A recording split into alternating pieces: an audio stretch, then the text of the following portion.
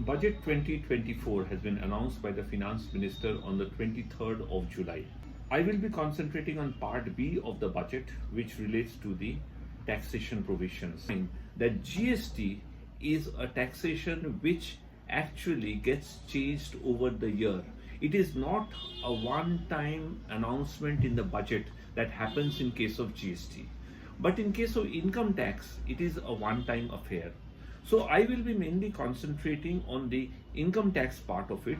But before starting or before going into the details of the income tax, let me talk about a few provisions of the GST which will be very, very important.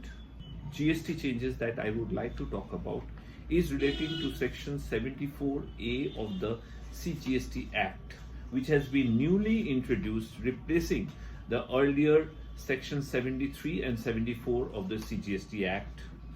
This relates to show cause notices that can be issued by the GST authority. We have now pronounced a particular deadline within which you have to issue this show cause notice.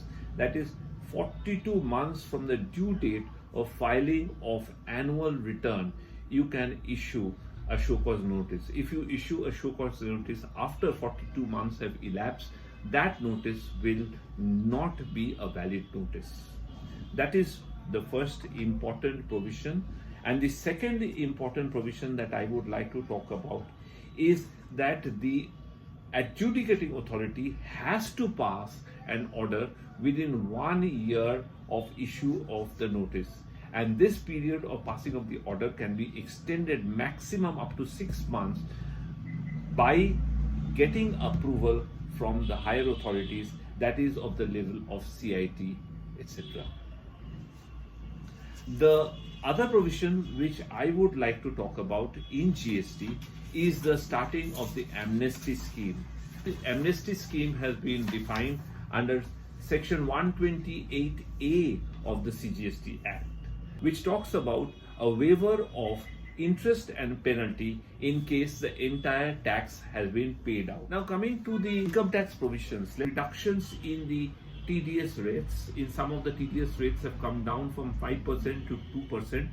They have been done mainly for the ease of functioning of the department, because for the last few years the department has been having to issue a lot of refund orders because of the TDS getting deposited with the department, whereas the tax liability is lower.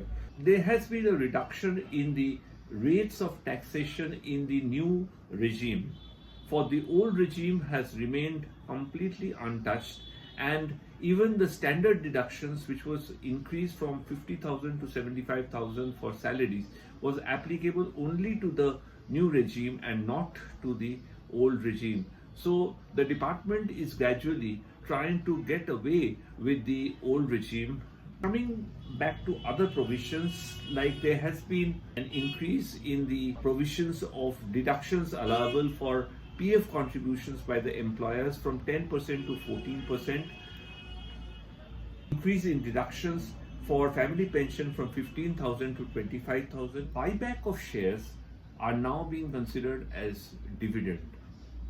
Earlier, buyback of shares, whether by listed company or unlisted companies, was taken as taxable in the hands of the company. But now they are being considered as taxable in the hands of the shareholders.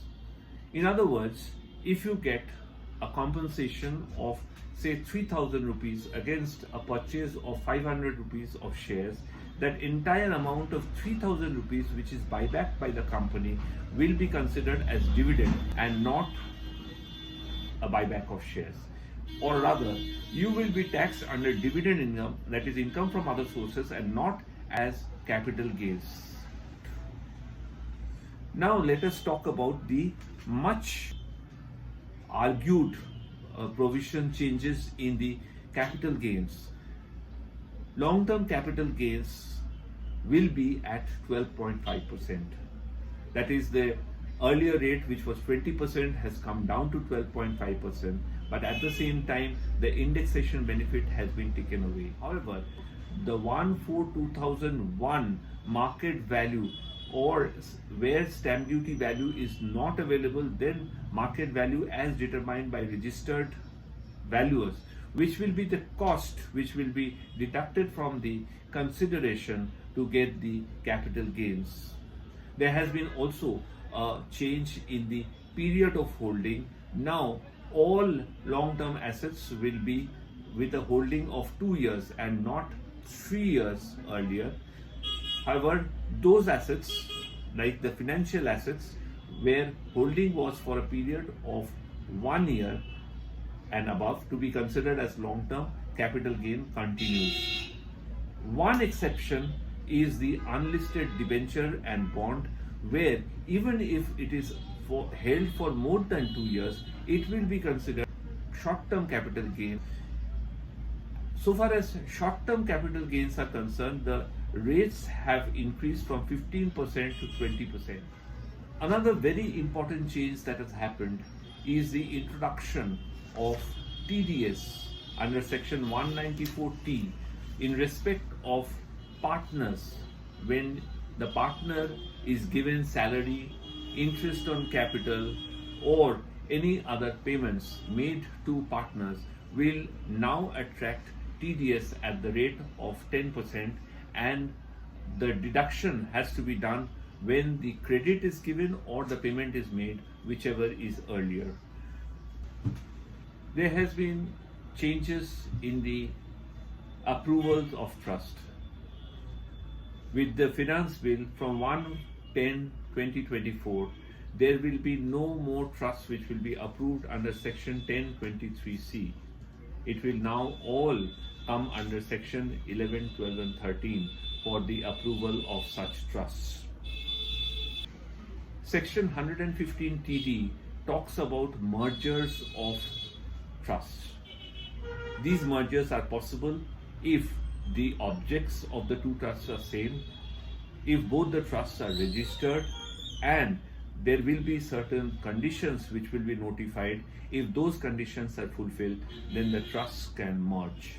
There has been changes made to section 28, where an explanation has been added which considered that if a residential property is given out on rent by the promoters, then such rent will have to be charged as house property income and not as business profession income.